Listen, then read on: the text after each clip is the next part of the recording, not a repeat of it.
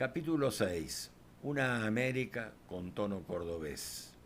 Aquí el acápite que tomé es un segmento del manifiesto liminar al cual tanto nos referimos, que dice así: creemos no equivocarnos, las resonancias del corazón nos lo advierten. Estamos pisando sobre una revolución, estamos viviendo una hora americana. La caracterización de uno de los líderes reformistas, Deodoro Roca, sobre el carácter provinciano y federal de la reforma representa también un título de honor para quien la hace. Otros dirigentes reformistas de gran figuración posterior harán de ella una causa del fracaso. Así podemos leer a las dos figuras públicas más prominentes de la reforma en la ciudad de Buenos Aires, expidiéndose sobre esta caracterización que hiciera Deodoro.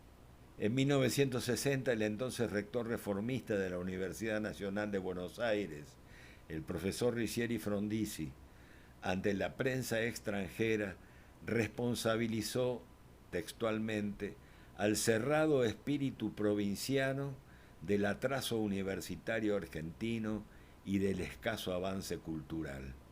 El profesor Frondizi, hermano del presidente de la Nación elegido en 1958, había llegado al máximo cargo académico en una coalición de liberales, desarrollistas, socialistas y comunistas.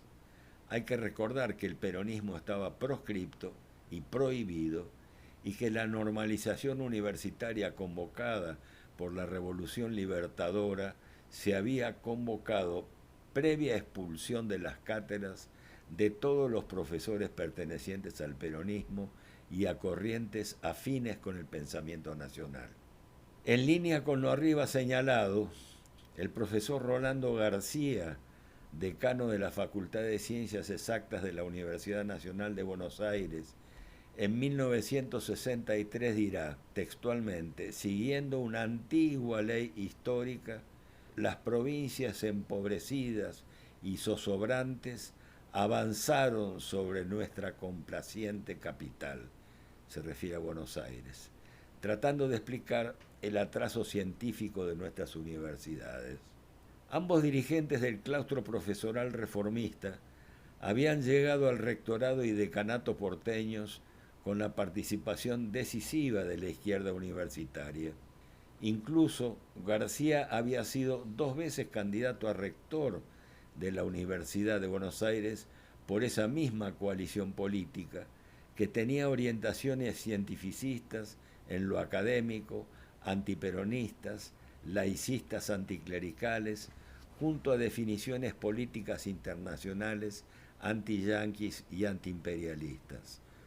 Rolando García, quien había adherido a la Revolución cubana, impulsó las renuncias masivas docentes luego de la Noche de los Bastones Largos en 1966, emigrando a los Estados Unidos, de donde no retornó nunca a la Argentina, viviendo en las universidades americanas hasta muy avanzada edad. Según Deodoro, era justamente por esa identidad provinciana que la mayoría de los dirigentes universitarios cordobeses habían sido desconocidos y tratados como aldeanos. José Ortega y Gasset, cuya influencia en la cultura argentina de la época es innegable, manifestaba su extrañeza ante el silenciamiento de estos dirigentes, a algunos de los cuales definía como los mejores de nuestra América. Otras figuras académicas hispánicas, como Miguel de Unamuno y el profesor Jiménez de Azúa, hacían el mismo señalamiento. Es que había una cierta hispanofilia anticolonial notable en Roca y en Saúl Taborda, en los dirigentes cordobeses, que se expresaría después en la solidaridad con la República Española a partir de 1936. Aquella definición de Deodoro Roca impulsó el interés y la solidaridad con la Revolución Mexicana, lo cual lo llevó a afirmar su rotundo americanismo antiimperialista y su relación con el movimiento renovador peruano agrario e indígena encabezado por Víctor Raúl Haya de la Torre, varias veces ganador de elecciones presidenciales peruanas, no pudiendo asumir por la oposición militar. El movimiento del 18 reivindicó su carácter generacional.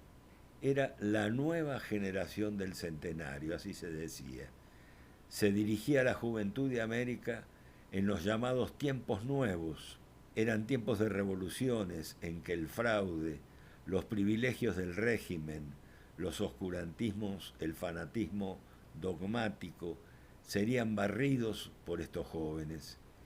Y si algo los caracterizó, fue el paso a la acción transformadora con propuestas concretas que lograron cambiar realidades socioculturales en nuestro continente.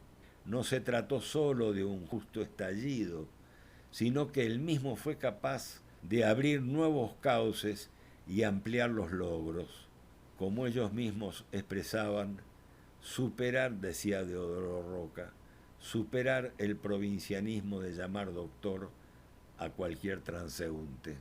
Y seguirá Roca cuando la reforma ya había sido vencida por la intervención del presidente Alvear en 1923. Textualmente, la reforma fue todo lo que pudo ser. No fue más de lo que pudo ser en drama y actores, y realizó un magnífico descubrimiento al descubrir la razón de su vacuidad y de su infecundidad notoria. Dio con este hallazgo: reforma universitaria es lo mismo que reforma social. La reforma tuvo en sus comienzos un contorno pequeño burgués. Esto lo dijo varios años después, en el año 36, Deodoro, cuando hizo un balance retrospectivo. A la vez, esa generación cordobesa había exigido que la universidad elaborara un pensamiento nacional subrayado, mirando desde aquí hacia todos los horizontes. Este es el discurso famoso de egresado en 1915 de Deodoro Roca, que inicia el movimiento. Un pensamiento nacional mirando desde aquí hacia todos los horizontes.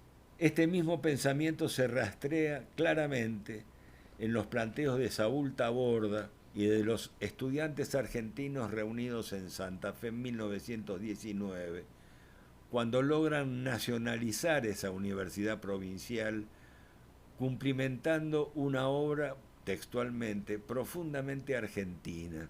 No hay que olvidar que el reclamo primero fue la constitución de un claustro profesoral, ya que el mismo no existía. Eran las academias aristocráticas las que designaban profesores de su propio seno.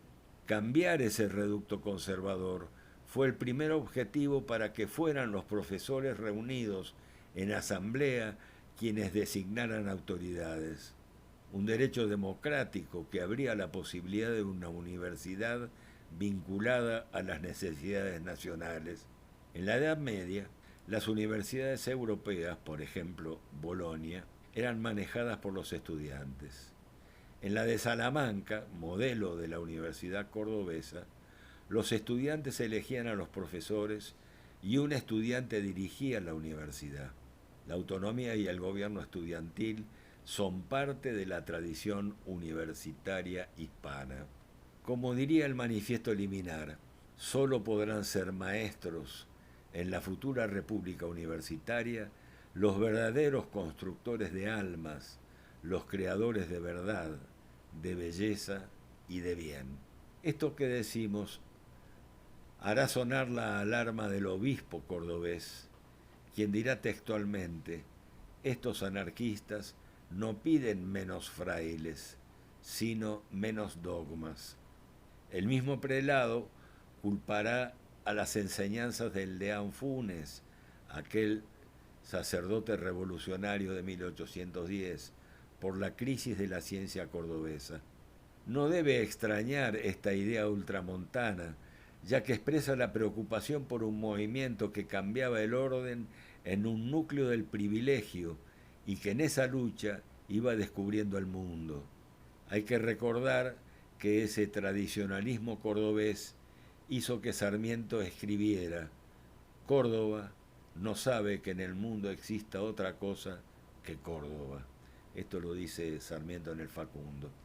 Tampoco debe extrañar el ataque al deán Funes, quien en 1811 integró la Junta Grande de Gobierno en Buenos Aires, apoyó firmemente a la Revolución de Mayo desde una perspectiva de provincia.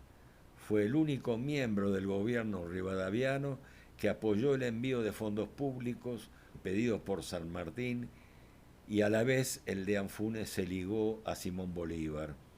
Aquella Córdoba, como Mendoza, Tucumán, San Luis, La Rioja, Santa Fe o San Juan, tuvieron sus modalidades políticas, sus luchas provinciales e incluso partidos políticos nacionales como radicales, socialistas, conservadores, que adquirían entidades provincianas y o regionales propias, diferenciados y a veces afines al irigoyenismo. Algunos dirigentes cordobeses imprimieron un color local corporizado en la fuerte corriente intransigencia nacional a la que ya nos hemos referido. Por ejemplo, la Primera Guerra. Ella desató en nuestro país, como volvería a suceder en la Segunda Guerra, un hondo debate nacional. Los inmigrantes provenientes de Europa y los criollos que habían sufrido las guerras civiles, habían sufrido el arrasamiento de las autonomías provinciales y habían sido masacrados en la guerra al Paraguay y en las campañas de exterminio indígena, además de las intervenciones federales, tenían respecto del tema de la guerra un hondo y directo interés. Se oponían, sabían de qué se trataba. Pero también ello involucraba a empresarios o académicos cuyas relaciones con Europa hacían a su propia tarea. La sociedad argentina se polarizó con distintos argumentos en torno a beligerancia o neutralismo. El presidente Irigoyen, con su consigna, decía Irigoyen, las naciones son sagradas para las naciones y los pueblos para los pueblos. Había decidido a partir de eso la neutralidad, y esto generó fracturas en el mismo movimiento reformista, donde radicales anti-irigoyenistas, conservadores y socialistas exigían ir a la guerra junto a franceses e ingleses. Esto lo explica muy bien Aníbal Ponce, proveniente de las ideas del socialismo de izquierda. La posición neutral levantaba razones de conveniencia nacional que en Córdoba empalmaron con la mencionada corriente de intransigencia nacional radical. Este debate sobre la posición frente a la Primera Guerra Mundial conmocionó las ideas argentinas, toda vez que el campo de la cultura, como decía Antonio Gramsci, estaba hegemonizado por el europeísmo, y era en Europa donde se vivía un conflicto bélico de violencia desconocida hasta entonces.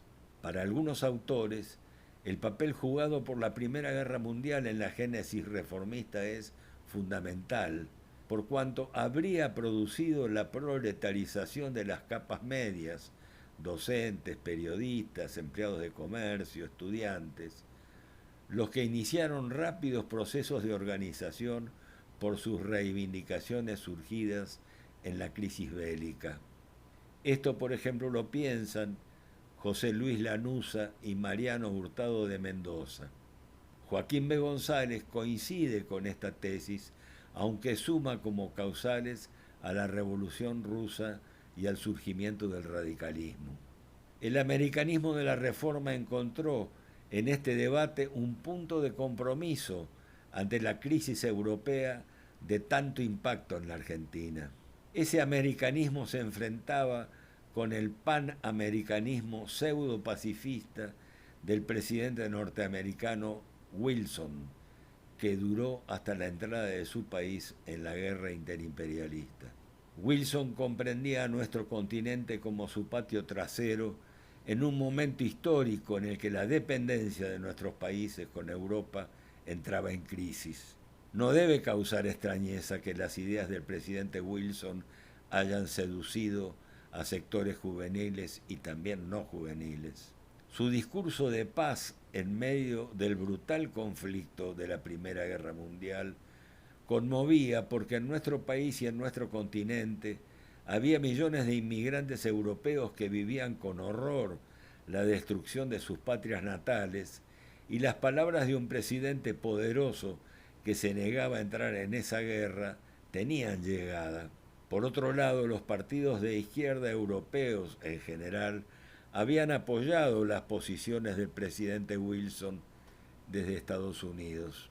Todas estas confrontaciones de ideas hicieron que en el Perú dos intelectuales también se pronunciaran, pero con un fuerte contenido peruano. Así, José Carlos Mariátegui, desde el marxismo, empalmó con la idea que todo movimiento revolucionario debe investigar y conocer, en primer lugar, las cuestiones nacionales, lo cual lo llevó a enfrentarse con el estalinismo, aunque su mirada estaba puesta en la evolución de la Revolución Rusa. Ya nos referimos a Víctor Raúl Haya de la Torre, quien impulsó los principios reformistas con un sentido de cambios sociales basado en su fuerte convicción indigenista, lo que lo aproximaba más a la Revolución Mexicana. Es en ese Perú que el gobierno nacional vive el conflicto limítrofe por Tacna y Arica y resuelve invitar al doctor Alfredo Palacios solicitando su apoyo. Cuando el dirigente socialista argentino concurrió, su presencia fue solicitada por los estudiantes universitarios limeños, que deseaban conocer las realizaciones y alcances de la reforma cordobesa. La prédica del legislador argentino tuvo honda repercusión y contribuyó a la organización de los reclamos estudiantiles limeños para lograr la participación de los estudiantes en la elección del claustro profesoral y en el logro de las cátedras libres. Luego del Congreso Internacional de Estudiantes realizado en México en 1921, bajo la advocación de los principios reformistas argentinos, se renuevan en Lima los movimientos estudiantiles en 1923 y 1926. Tendrán su aparición en Cuba en 1923, en Chile ese mismo año y en Colombia el año siguiente, con un común denominador que es lograr que los estudiantes participen del gobierno universitario, que se logren las cátedras libres, que haya renovación pedagógica y asistencia libre a las aulas. En este Congreso de México al que me he referido, el delegado argentino fue el poeta estudiante Héctor Ripa Alberdi, para quien la reforma fue el triunfo del idealismo del 900 sobre el positivismo del siglo XIX y significó el renacimiento, dice Ripalverdi, del verdadero espíritu argentino. El ideal planteado por los cordobeses se hace realidad con la Fundación Peruana de las Universidades Populares González Prada, prestigioso académico de ideas anarquistas, cuyo nombre llevan las instituciones fundadas por Haya de la Torre, concebidas no solo como casas de estudio, sino como centros de reunión y colaboración cultural estudiantil obrera, con proyección hacia la praxis social y política. Los promotores de la reforma impulsaban la no beligerancia en la guerra europea, pero a la vez se enfrentaban con la neutralidad norteamericana que recién se modificaría hacia el fin de esa guerra. Esta es la hora americana a la que se refería el párrafo inicial del Manifiesto Liminar.